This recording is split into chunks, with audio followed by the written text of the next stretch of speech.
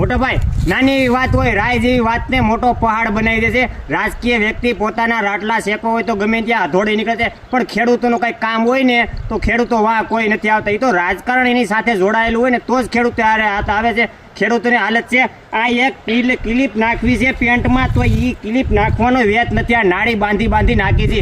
આવા તો ખેડૂતોના હાલ છે.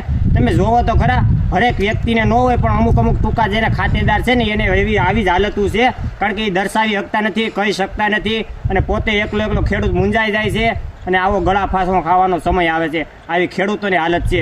એવું નથી કે આ ખેડૂતોની હાલત આવી નથી. તમે અંદર જઈને જોવો તો ખરા, ક્યારેક પેલા રાજાશાહીની અંદર હતું ને તો રાજાશાહી પોતાનો ગુપ્ત વેશ લઈ અને એની નગરીમાં જોવા નીકળતો. તમે કોણ નકલ્યો જોવા? મત જોતા હતી ભાઈ, મત આપજો અમને હો. પછી મત મળી જાય તો અમારે ગોતવો પડે. નેતા સાહેબ ક્યાં છો તમે? હવે અમને આપો કાંઈક, અહીંયા દર્શન આપો. તો એ કોઈના દર્શન પછી મળતા નથી. લોકો પાસે એમ કહે છે હું આ ગામ દત્તક લઈ લઈશ, હું ઓલું ગામ દત્તક લઈ લઈશ. દત્તક લીધા પછી ક્યાં ગતકડા બટકાઈને વહી જાય. પછી અમને ખબર નથી રહેતી ગતકડાવાળા ભાઈ ક્યાં ગયા. અમારે ગોતવા બહાર નીકળવા પડે છે.